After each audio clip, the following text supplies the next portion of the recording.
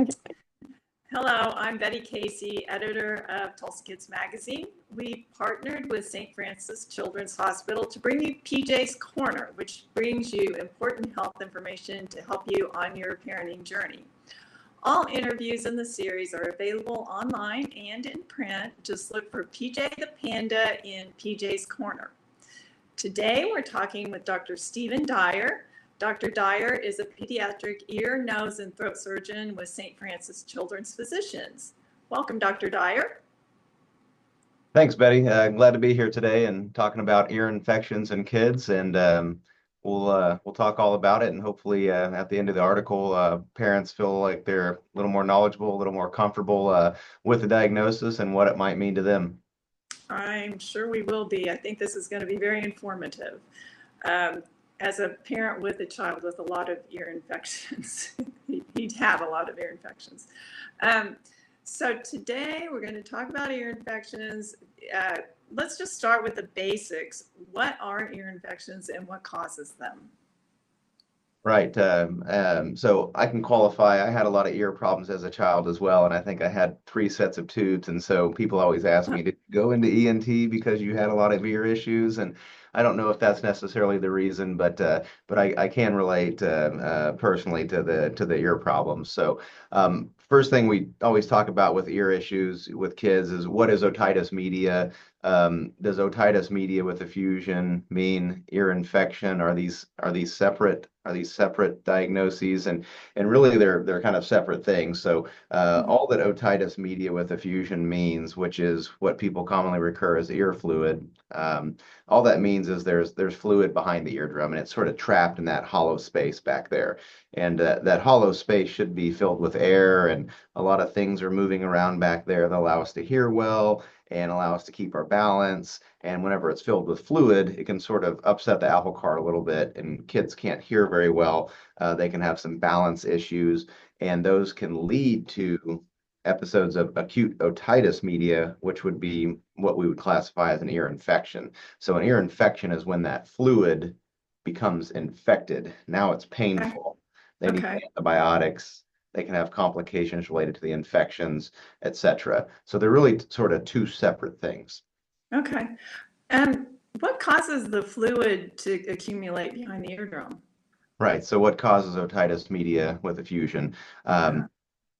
It could be related to a recent upper respiratory infection. All of the mucosal membranes that are in our nose and in our sinuses and in our ears, they all are secreting mucus all the time. And if that middle ear space is not adequately ventilated by way of the eustachian tube, which is that tube that when you fly on an airplane and your ears pop, or if you're up in the mountains and your ears are popping, that's that natural tube opening and closing and allowing air to sort of equalize.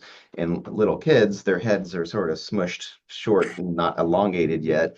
And so those eustachian tubes don't work great. And so if those eustachian tubes don't work great, then what happens is that air can't ventilate in there, and they'll build this kind of negative vacuum back there. And it ultimately just sort of draws this transudative fluid that leads to the otitis media. And so it can happen because you have crummy eustachian tube function, which is probably the most likely scenario.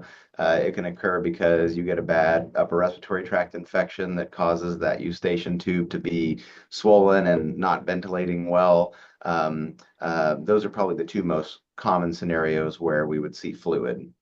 And a lot of kids, will run around with otitis media for extended periods of time, months on end, and we don't really even know it's happening if they don't get the infection to go with it, right? And so it's not uncommon for kids to get otitis media with effusion, and it might take up to 3 months to go away. And so a lot of times when we see these kids in the office, they come in on day 0. We don't know how long it's been present, right? But we're assuming it just popped up that morning when they came to our office.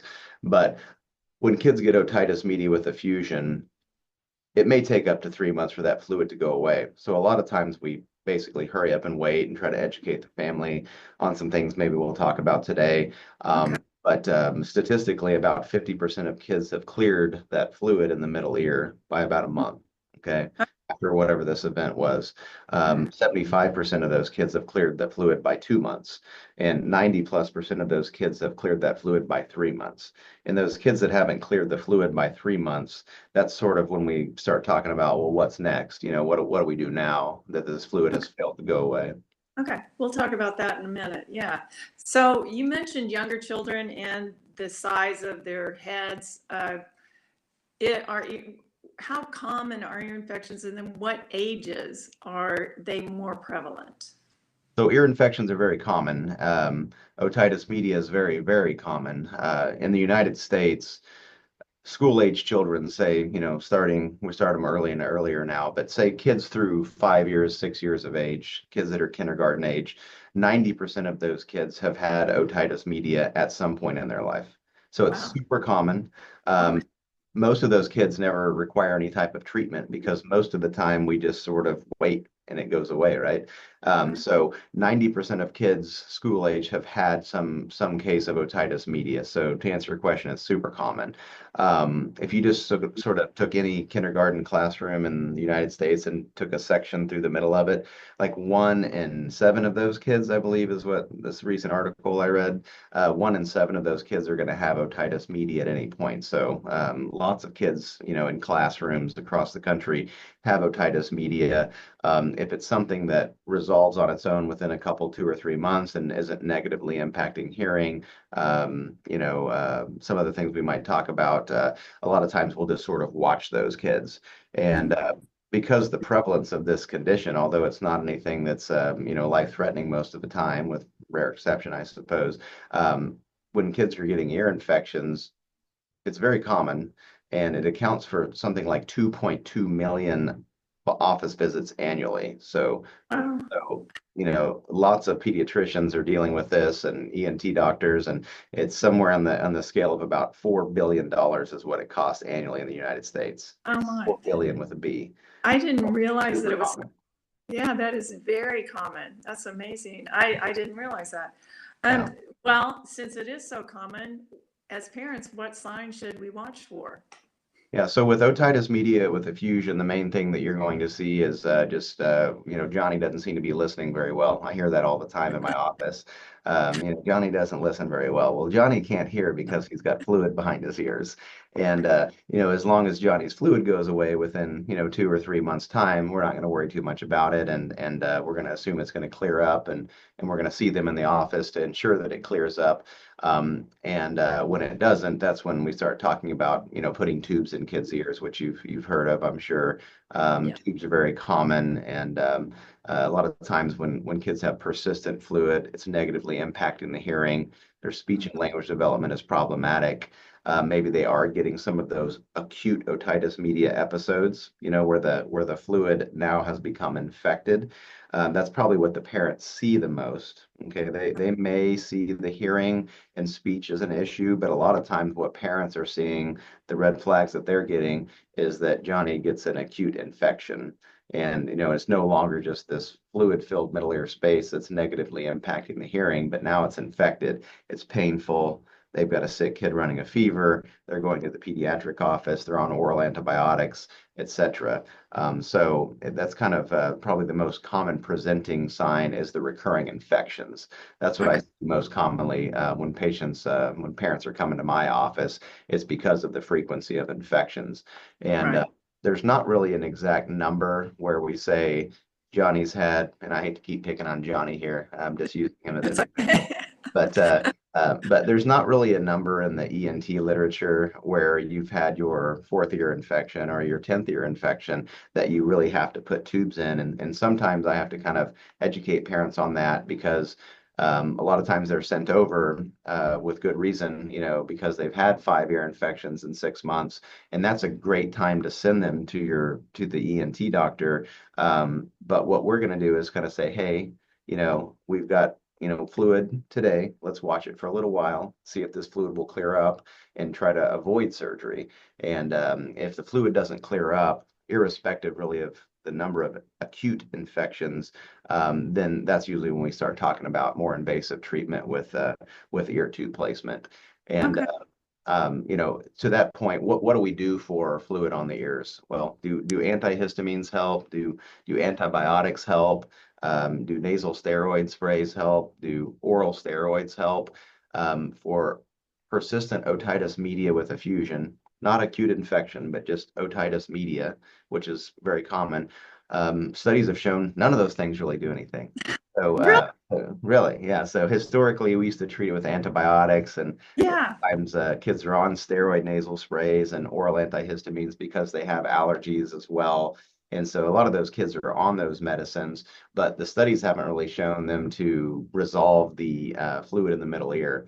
That's not to be confused with acute otitis media with Right. fever, sick kid. They do need treatment with antibiotics to cool off the acute infection. And then we're sort of back over here with otitis media again, and now it's sort of a hurry up and wait game. So what I typically do is give it 3 months.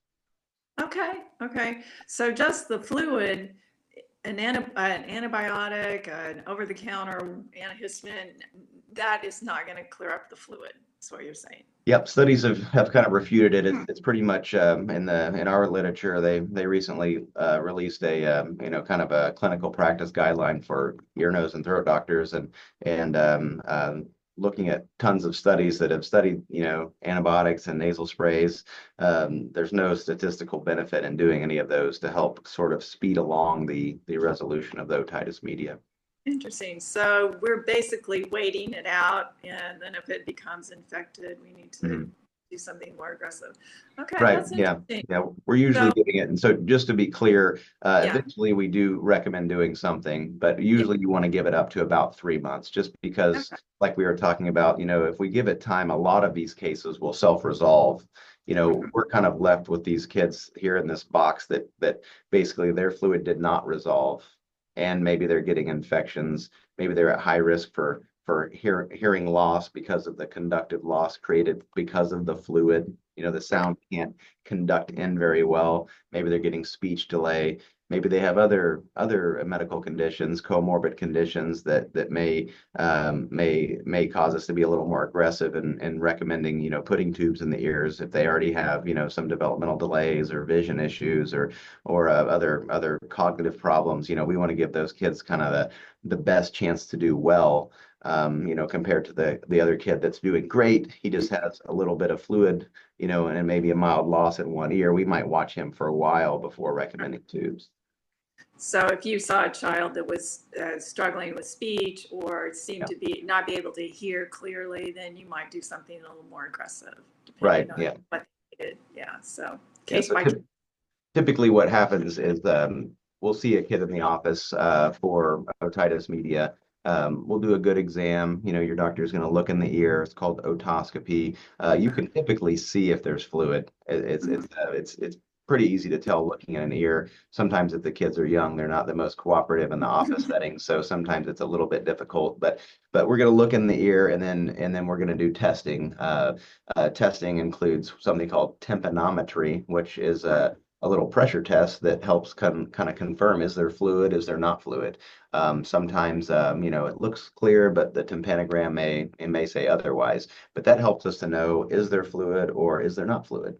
Okay. And then a lot of times what we're going to do is audiogram testing, which is a hearing test.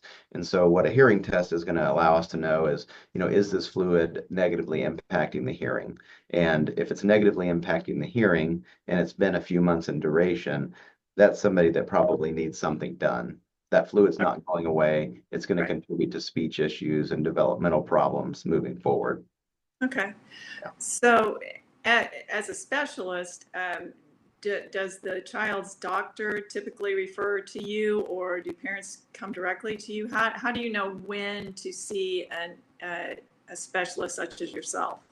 Right. So it's a good question. So we're always, happy to see people as self-referrals in our office. I'd say the majority of kids that are sent over or the majority of kids that we see are sent by their pediatrician or their primary care provider, just because they're the ones sort of on the front line seeing these kids for usually the acute otitis episodes, the sick kid running a fever, getting sent home from daycare, bringing them to the pediatric office. Those are the kids that are usually sent to our office. So most of our referrals are sent over from the primary care provider, but there's a lot of times where, if they don't require a referral because of insurance purposes or whatever, if the parents are noticing that the child doesn't seem to be hearing well, then they'll end up, coming to see us for that reason. Okay. And if you do make the choice to put tubes in a child's ear, how does that work? And do they come out eventually? What happens with that? How does that work? Yeah. So good question. So we have a kiddo that has persistent fluid. It's affecting the hearing, speech and language is suffering. We think this is somebody that needs tubes. What does that look like? So sort of a snapshot from up high. When we put tubes in the ear, basically what we're doing in the operating room is under a very brief anesthesia. The kids come in to the operating room, and usually there's no IVs or anything when it's just ear tubes. It's just kind of a gas anesthesia. I sort of use the analogy. It's kind of like if you went to the dentist and got some gas to have a dental procedure done. So the kid's breathing some gas through a gas anesthesia mask. There's an anesthesiologist there, kind of making sure everything is safe. And I make a tiny little nick on the eardrum. And the tube that we put in has a lumen of about 1.14 to 1.25 millimeters, depending on which one you use. So it's little bitty. And so we make a very, very small nick on that eardrum, suction that fluid that's in there out, and then put this little plastic tube in. And it's kind of shaped kind of like what a bobbin would look like. The thread comes on. It's just really small. And so it's got a lumen in the middle, and then it's got these kind of flanges on either side. And so that tube just sort of pops into the eardrum. And you can imagine the eardrum sort of sitting here. That tube just sort of straddles the eardrum and just sort of lives in there for a while. And it's a foreign body that your body doesn't really want in there, but it lives in there for a while. And eventually the eardrum just sort of, by turning the skin over and, making new skin, eventually just sort of pushes that thing out. And so the tubes live in there sort of on average. There's a big range of normal, somewhere way over here and somewhere way over here, but say 6 months to 24 months, depending on which type of tube you put in. Those tubes will just sort of live in there and create that small little ventilation hole where air can get in there like it's supposed to, and not have to go through the eustachian tube over here that's not working very well. And so, does it always work perfect? It usually does. Kids can get drainage from the ear, and so some of the problems related to putting tubes in. I always kind of tell parents, once a year you're going to get a bunch of goo coming out of the ear whenever you have tubes, and that's okay. Most of the would have been ear infections, and the persistent fluid that would have been there all along is not an issue. But if you get a bad cold and everything's leaking, snot's running out of the nose, eyes are draining, wet cough, you might get drainage from the ear. And that's okay. We treat that with topical ear drops, and it usually will resolve within about 3 to 5 days. That's the biggest thing, the downside to the ear tubes. Statistically, about 2 to 3% of the time when we put tubes in, they either will not fall out or they'll fall out and leave a hole. And so both of those scenarios, where they don't fall out over a few years or they fall out and leave a hole, kind of require a second procedure to go in and sort of fix the problem that was created because of the tubes. And so that's kind of the biggest risk. So you're sort of weighing those risks and benefits. Fast forward, the tubes fall out, everything's back to normal, eardrum seals up, heals up like it's supposed to. Somewhere between 25 and 50% of those kids will end up getting a second set of tubes because they still haven't outgrown this problem. I kind of try to describe it to parents as like otitis media or eustachian tube problems. Sort of, it's a temporary problem. It's lasts about this long, right? So maybe between 6 months and 6 years or so. Okay. When we put tubes in, it lasts about this long. So, you have this tube treatment that you put in, but they may still have some other problems with their eustachian tubes that may need another set of tubes over here. But statistically, it's somewhere between 25 to 50% of the time kids have sort of persistent problems. Okay. That's interesting. So they fall out. I didn't know They that. fall out. They should fall out. That People are always like, well, will I see them? Am I gonna, what does it look like?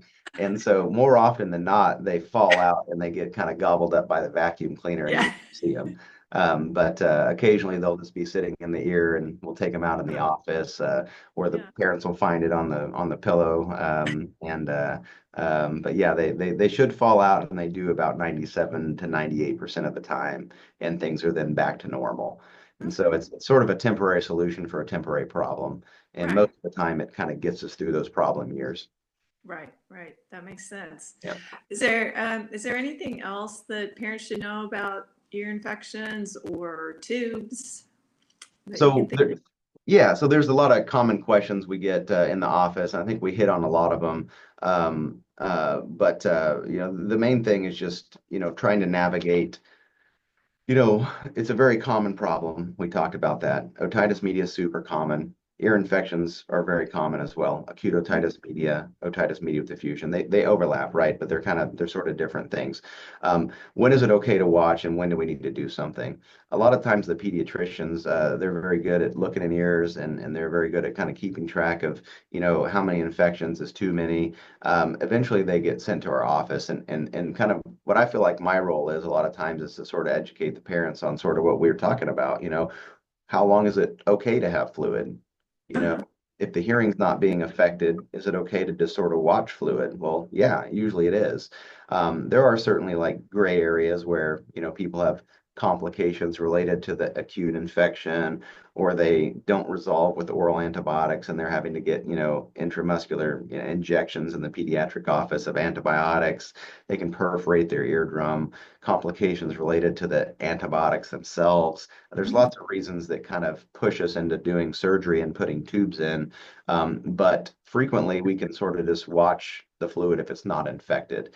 And, sometimes educating the parents on that is helpful because, sometimes parents don't know, they just assume if their child has fluid, they have to have tubes. Yeah. A lot of times we'll watch it at least for a while. And Yeah. so I think it's important for parents to kind of get educated on, what's normal, and when can we just wait? When's that okay?